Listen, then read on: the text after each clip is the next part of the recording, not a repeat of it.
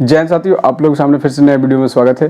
तो ये वीडियो आप लोग को बहुत ही इंपॉर्टेंट होने वाली है। मैं आप लोग के लिए मोटिवेशनल का स्पीच लेके आया हूँ, क्योंकि आप लोग क्या है ना कि थोड़ी सी कोई भी डॉट्स के लेकर के आप लोग को बहुत से डीमोटिवेट हो जाते हैं।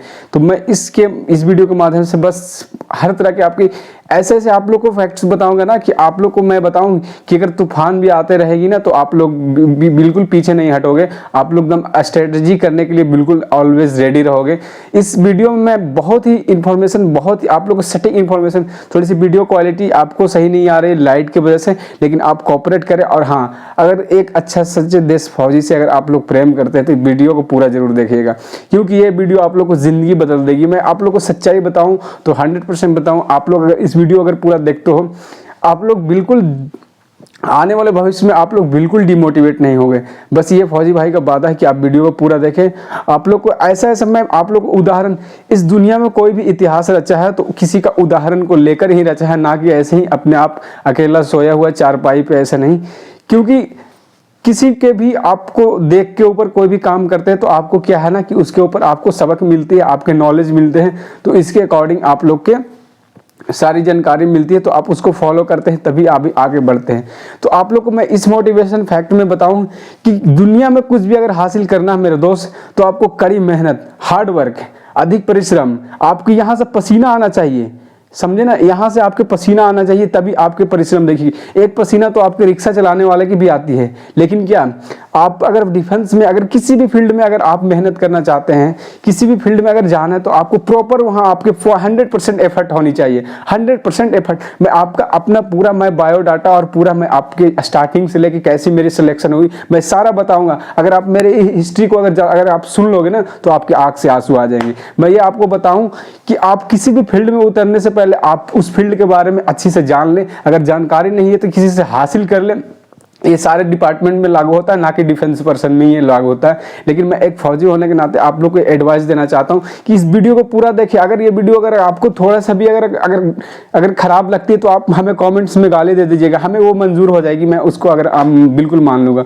तो मैं आपको बताऊं कि किसी भी फील्ड में जाने से पहले आप उस फील्ड के बारे में अच्छे से जान लें, उसके ऊपर आप बहुत हार्ड वर्क, ये नॉर्मल परिश्रम से इस जिंदगी में कुछ नहीं मिलने वाले मेरे भाई। इस जिंदगी में कोई बोलता है ना कि मेरे फर्स्ट वैकेंसी में सिलेक्शन होगी, ठीक है, उसकी फर्स्ट वैकेंसी में सिलेक्शन हो गई, उसका लक मानते हैं कि वो ऐसा फर्स्ट वैकेंसी में काफी एफर्ट लगाया था।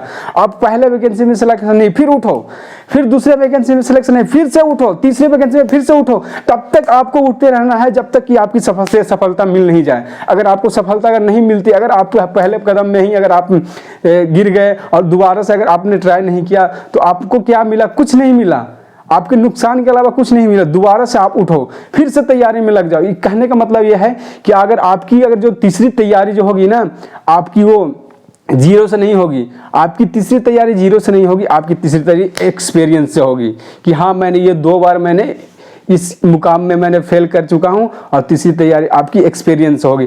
तो मैं आप लोग को बताऊं, हर फील्ड में हो, किसी तरह के डिपार्टमेंट में हो, बिल्कुल आप कड़ी मेहनत करो। आपको मैं बताऊं दिन रात एक कर देनी है, आपको 100%, मैं बताऊं कि आप लोग को 100% सिलेक्शन होगी। दिन रात आप पढ़ाइए, किसी भी चीज में हो, कोई भी फील्ड में हो, गवर्नमेंट जॉब, प्राइवेट जॉब, किसी भी कंपनी में आप काम करते हो, उसके ऊपर आपको मेहनत, आपको यहाँ से पसीना दिखना चाहिए। मैं आपको बताऊं कि यहाँ से अगर पसीना आपको अगर दिख गई तो मैं आपको 100% बोलता हूँ कि आप उस फील्ड में काफी मेहनत कर रहे हो। और मैं अपने पूरे डिटेल्स के बारे में, मैं अपने बारे में बताऊं तो आपकी आंख से आंसू आ जाएंगे, लेकिन मैं अभी नहीं बताना चाहता हूं। मैं आपको और दूर लेकर चलता हूं। सबसे पहले बड़ी बात कि आप अगर घर में रहते हैं तो घर के लिए, घर के फैमिली के लिए उनके लिए थोड़ी सी आप टाइम निकालो। वो जो भी काम करने के लिए बोलते हैं उनके काम आप करो, ना कि है कि ऐसे बिल्कुल बाइक से इधर इधर घूम। अरे मेरे भाई, इस जिंदगी है, जिंदगी में क्या है ना, कुछ करना है तो खुद करना होगा, ना कि कोई आपको करके कुछ भी देगा।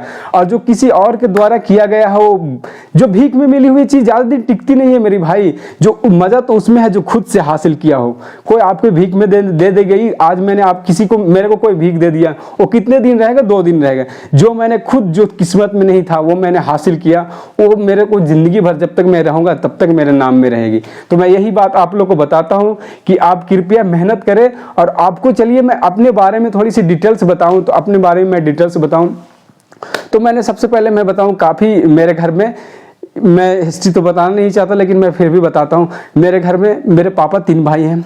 मेरे पापा जो है कि वो मेरे पापा जो कि है वो मंझला है। मेरे मेरे एक बड़े अंकल है वो सर्किल ऑफिसर है, सीईओ है, और मेरे छोटे अंकल है जो पॉलिटिक्स में और फिर वो गांव में ही रहते हैं पॉलिटिकल में। सबसे बड़ी बात है कि मेरे दो भाई, मैं दो ही हूँ, एक मेरे बड़े भैया, एक मेरे, और बाकी जो दो मेरे छोटे छोटे भाई हो, मेरे अंकल के लड़का, और मेरे बड़े अंकल का भी दो लड़के हैं, और एक जो मेरी दीदी उन तो शादी होगी। सबसे बड़ी बात कि मेरे बड़े अंकल का सिलेक्शन काफ़ी पहले ही हो गया था। उस टाइम मेरा शायद जन्म हुआ था कि नहीं हुआ था, उस टाइम पहले ही उनका सिलेक्शन हो गया था आपके सर्किल ऑफिसर में, जो कि ब्लॉक से रिलेटेड है।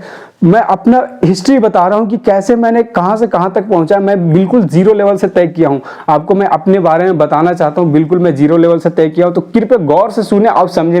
एक मेरा दोस्त था, उन्हें मेरे इंस्टाग्राम पे और भी फेसबुक पे काफ़ी मेरे बायोडाटा देखे, तो उन्होंने क्या मेरे को रिप्लाई की कि भाई आप भी बहुत ही नॉर्मल फैमिली से बिलोंग करते हो, आप भी कड़ी मेहनत के बाद यहाँ। तो मैं आप लोग को बताऊं तो मैं कहाँ तक था कि मेरे जो बड़े अंकल, काफ़ी उस टाइम मेरा जन्म नहीं हुआ था, तो फिर मैं और मेरे बड़े भैया थे, वो मेरे बड़े अंकल का सिलेक्शन जो कि जहाँ हुआ था वहीं पढ़ाई किए थे वो 10th का, मतलब 10th की तैयारी कराने के बाद।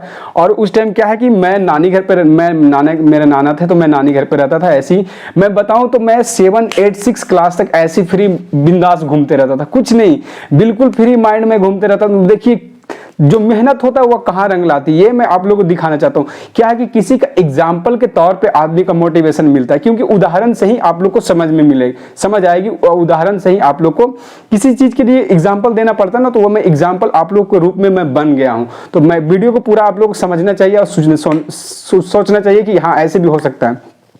तो उस टाइम क्या है कि मेरे बड़े अंकल जो थे वो मेरे बड़े भैया को क्या है कि 10th पास करा दिए। 10th पास कर, अब मेरे बड़े भैया वहाँ रहते थे तो उन्होंने काफ़ी बीच में, वैसे चलता है थोड़ी बहुत तो कोई भी बोलेंगे पढ़ा रहे हैं तो चलता है, लेकिन उन्होंने पास कराया, 10th पास कराया, उसके बाद वहाँ से चला दिया कि जाओ। अब मेरे पापा का उस टाइम टीचर में सिलेक्शन होने वाला था, मेरे फादर्स का। तो मेरे बड़े अंकल क्या बोला कि सभी जॉब में ही चला जाएगा तो घर कौन संभालेगा।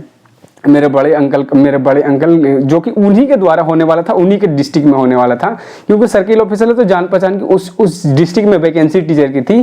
तो मेरे बड़े अंकल क्या है कि उस जगह पे फॉर्म फिल नहीं किए, अप्लाई नहीं किए। मेरे पापा यही बात बताते हैं, मेरे को तो पता नहीं था, लेकिन मेरे फादर से यही बात बताते हैं। उन्होंने मना कर दिया कि सभी एक ही जगह रहोगे तो फिर घर कौन देखेगा। उन्होंने साफ मान, और पहले क्या था ना, प्रेम भाव, एक बहुत बड़ी प्रेम भाव होती थी कि क्या प्रेम में किसी का जमीन लिख देता था कि चलो तेरे नाम पे मैंने 2 बीघा लिख दिया, तेरे नाम पे मैंने 4 बीघा लिख दिया। पहले प्रेम भाव की बात थी कि प्रेम में लिख देता था, और बाद में उसके रसीद ढूंढ रहे हैं तो पहले यहाँ मजाक में लिख दिया, ऐसे पहले होती थी। तो मेरे पापा बोले कि सही, बड़े भाई बोल रहे हैं, चलो हटाओ क्या करेंगे नौकरी।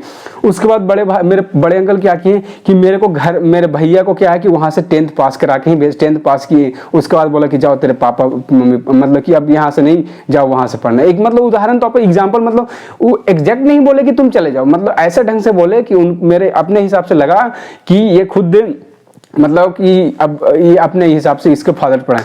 और सडनली मेरे पापा गांव में किसान, क्योंकि पता है कि किसान का जो भी खेत का जो भी जिम्मेदारी था वो मेरे पापा के ऊपर आ गया। तो मेरे पापा खेत के ऊपर की जो भी काम कर रहे थे वो संभाल रहे थे। उसके बाद क्या है कि उसके बाद जो भी आपके इससे रिलेटेड मतलब कि जो भी स्टोरी है वो मैं फुल बताऊंगा। तो फिर घर पे आ गए मेरे बड़े भैया, तो मेरे पापा क्या बोले कि क्या, फिर मेरे पापा बात किए मेरे अंकल से, तो बोला कि अब तुम पढ़ाई कराओ, अब इतना तो मैंने पढ़ा दिया तो सब ठीक है। तो फिर उसके बाद मेरे पापा किसी तरह से, उस टाइम में क्या था, उस टाइम में ओनली 6 या 7 क्लास में नानी घर था। इसी तरह मैंने 8 क्लास में, 6 क्लास में, जब 8 क्लास में मैंने जब आया तो क्या हुआ कि मेरे घर का स्थिति, जैसे कि मेरे भैया यहाँ घर पे आ गए, मेरे पापा फार्मर, और जो भी घर का खेत बार संभालना, क्योंकि उनका तो टीचर में सिलेक्शन होने वाला था तो हुआ नहीं। तो उन्होंने क्या कि घर पे जो भी मतलब कि मेरे भैया पढ़ाई करते थे रह करके कहीं, तो उनमें जो भी पैसा इन्वेस्ट होता था काफ़ी इन्वेस्ट होने लगा पैसा। और फिर सही से मतलब कि हम लोग को ये बताऊँ तो सही मेरा ज़िंदगी जो भी ऐसे गुजर रहा था ना अच्छा, वो बिल्कुल बेकार तरीके से गुजरने लगा। और मेरे प्लस पॉइंट था कि मेरे नाना जी थे तो मैं नानी घर, लेकिन कब तक मैं नानी घर रहता, सबसे बड़ी प्रॉब्लम यह है कब तक ना, मेरे को होश ठिकाना पे तब आया जब मैंने 8 क्लास में ऐसे सरकारी स्कूल में तो नाम लिखाया हुआ था 8 क्लास में, जब हाई स्कूल में जब नाम लिखाने की बारी आई हाई स्कूल में, तो मैंने अपने गांव गया, हाई स्कूल में नाम लिखाया। उसके बाद ऐसे ही मैंने स्कूल बस जाता था, कुछ नहीं भाई, मेरे को कुछ नहीं आता था। ऐसे ही मैं रेगुलर कोचिंग मैंने ज्वाइन कर लिया था, और बिल्कुल पैसे की बहुत प्रॉब्लम भाई, मेरे भाई पैसे की बहुत प्रॉब्लम। उस टाइम क्या है ना कि मैं कभी पैसे की बहुत प्रॉब्लम, और एक मेरे मामा जी हो कि मोबाइल का टेक्नीशियन है। तो मैंने क्या किया कि जैसे टेंथ होने वाली थी उससे पहले क्या है कि बीच बीच में कभी मैंने 2-3 एक महीना के लिए गैप में मैं नानी घर चला जाता था, मैंने मोबाइल की कुछ काम सीखा था। तो क्या मैं बताऊं कि किसी के शॉप में पता है मैं जाके मोबाइल का काम करता था और जो भी पैसे थोड़ा बहुत हमें मिलते थे उससे मैं मैनेज करता था।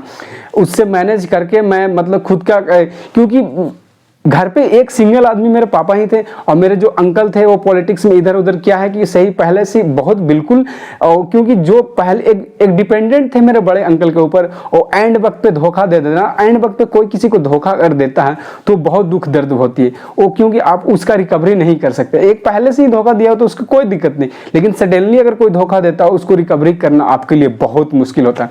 तो वही रिकवरी करने के लिए क्या है कि मेरे भैया तो कॉलेज में वहाँ जो भी एडमिशन कराए हुए तो वहाँ पढ़ाई करते थे, और मैं क्या कि किसी एक मेरे गांव में ही एक मतलब आगे शहर में सिटी में एक मोबाइल की शॉप थी, वहाँ मैंने जाता था, जो भी थोड़ा बहुत पैसे वगैरह देते थे मैं, क्योंकि मैं मेरे मामा जी टेक्नीशियन थे तो उसके पास मैंने सीखा था कुछ, तो नॉर्मली ऐसे जाता था। जो भी अभी भी मेरे पास नॉलेज, ऐसा बात नहीं, अभी भी टेक्नीशियन वाला बिल्कुल नॉलेज है, तो मैं वहाँ जाता था। उसके बाद में क्या हुआ कि 10th की जब एग्ज़ाम होने वाली थी, 10th की एग्ज़ाम, ऐसी तरह मैंने हाई स्कूल सरकारी स्कूल से कोचिंग एक जाता था। पैसे की बहुत बहुत प्रॉब्लम बड़ी भाई, बहुत बड़ी प्रॉब्लम पैसे की।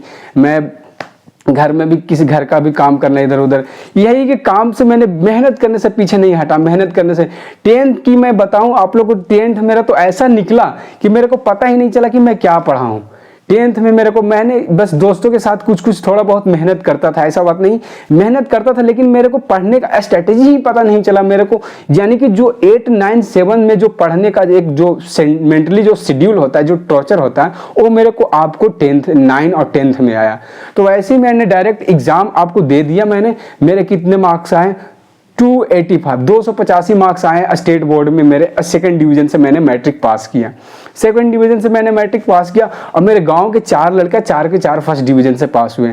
बिल्कुल इमेज तो मेरा बिल्कुल नीचे चला गया। मैं उस टाइम के सभी लोग पार्टी कर रहे हैं, मेरे को उस दुख तो झेला, लेकिन मैं क्यों, मैं उस दुख का दर्द मुझे क्यों फील होता है? क्योंकि मैंने मेहनत ही नहीं उतना किया था, मेरे बस ऐसे हवा में निकल गए, ऐसे एग्जाम मैंने दे दिया। उसके बाद क्या हुआ कि फिर मैंने, घर की स्थिति मेरे बिल्कुल बेकार हो गई, बिल्कुल घर की स्थिति मेरे बेकार हो गई। भैया भी कॉलेज, ऐसे ऐसे पैसे की बहुत बड़ी प्रॉब्लम। तो मेरे बड़े भाई, मैं आपको बताऊं, मैं एडमिशन फिर एक कॉलेज में करवाया 12th की, जहाँ से मैंने करना चाहता वहाँ मैंने एडमिशन साइंस से करवा लिया। साइंस से करवाने के बाद फिर पैसे वगैरह का, कि वो प्राइवेट कॉलेज थी, उसमें पैसे वगैरह ज़्यादा लगते थे एडमिशन करवाने में।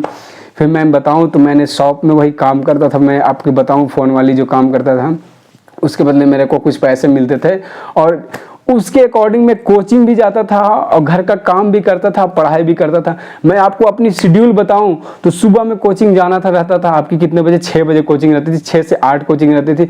उसके बाद मैं आके नाश्ता करता था, नाश्ता करने के बाद जो भी है 12-1 बजे तक मैं ऐसी दोपहर में ऐसी पढ़ाई करता था। शाम को अगर कुछ काम अगर मिल गई, इधर उधर खेत पे जाना, तो मैं चला जाता था। रात में मैंने 12-1 बजे तक, 11 बजे तक पढ़ाई कंटिन्यू करता था, इसलिए शायद वो ऐसा कोई, और सुबह में मेरे को 5 बजे डेली जगना। ये मेरा शेड्यूल काफ़ी लंबा टाइम तक रहा। उसके बाद 12th का जैसे ही एग्जाम होने वाला था, 12th का मैंने एग्जाम दिया। एग्जाम देने के बाद क्या हुआ कि मेरे 337 मार्क्स आए, 337 मार्क्स आए, और मेरे कोचिंग में बस 2 लड़के फर्स्ट डिवीजन से पास हुए, एक मैं और एक मेरे और कहीं और का दोस्त था, बस 2। बाकी आपके 50% कैंडिडेट्स फेल हो गए और बाकी सभी 3rd डिवीजन सेकंड डिवीजन से पास हुए। तो उस चीज में मेरे को काफी जुनून पैदा हुआ, कि काफी मेरे को बदलाव देखने को मिला, कि मैंने सेकंड से कहां तक मैंने सफर तय किया, उसको मैं काफी मेरे को समझ में आई कि नहीं मैं कुछ कर सकता हूं। जैसे ही जनरल कंपटीशन की बात आई तो मैंने कहीं भी कोचिंग नहीं की, एक इंस्टीट्यूट में बाहर चला गया।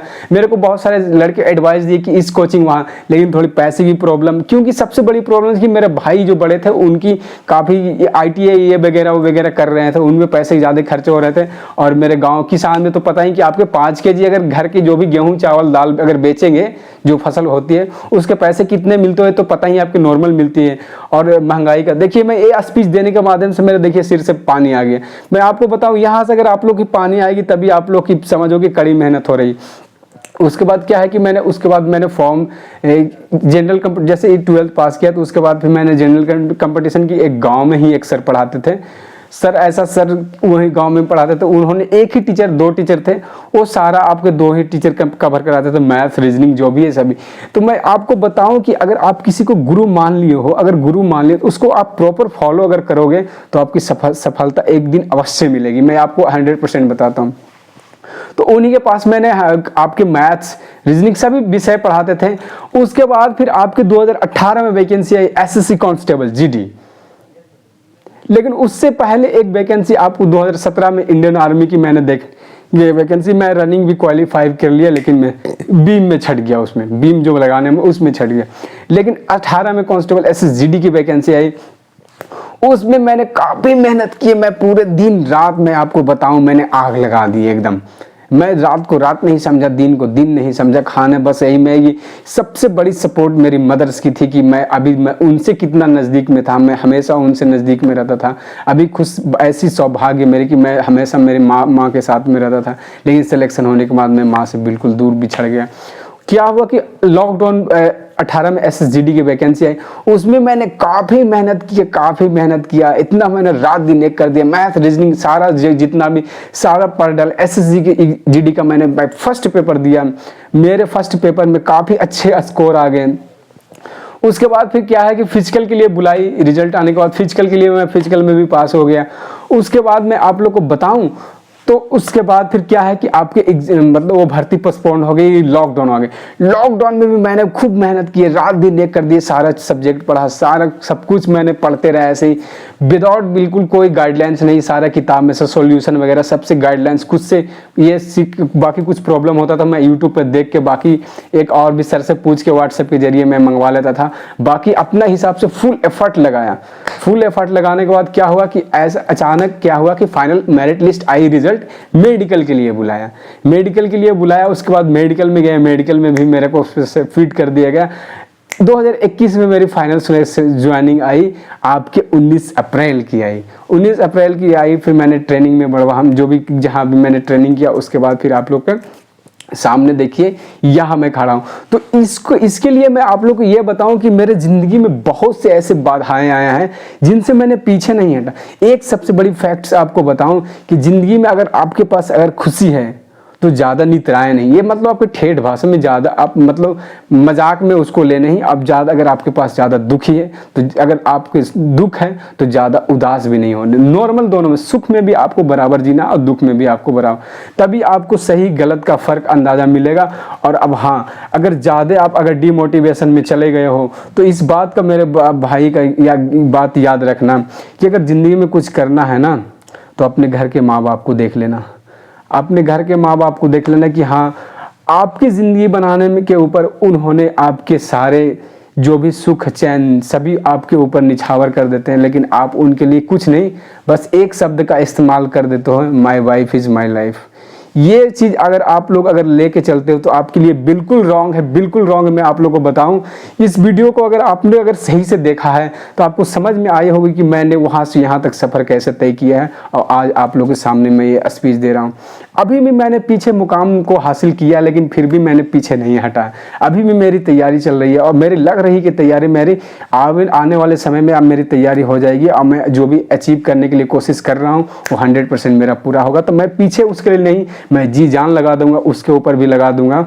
मैं उसके लिए क्लास भी सारा मैं शेड्यूल से मैं अब कुछ आगे के टाइम में उसको प्रॉपर गाइडलाइंस के साथ सुधार करूंगा। अभी थोड़ी सी बिजी चल रही, लेकिन मैं उसके लिए, लेकिन आप लोग को यही एडवाइस करता हूं कि किसी भी समय में किसी भी कोई भी बाधा उत्पन्न हो उससे बिल्कुल नहीं डरना। समस्या का समाधान ऐसे नहीं है, आपको उससे लड़ना होगा, आपको बिल्कुल लड़ना होगा, तभी आप लोगों को कुछ मिलेगा। ना कि आप उस अगर समस्या आए तो उससे पीठ दिखाकर पीछे भाग जाना हो।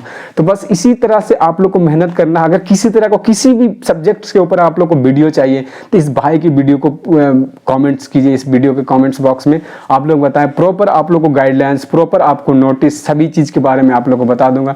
तब तक लिए इतना ही। अगर आप इस चैनल पर नए, वीडियो कैसी लगी, कैसी मोटिवेशन लगी, फिर से मैं मोटिवेशन का एक और वीडियो लाऊंगा। तब तक लिए जय हिंद, जय भारत।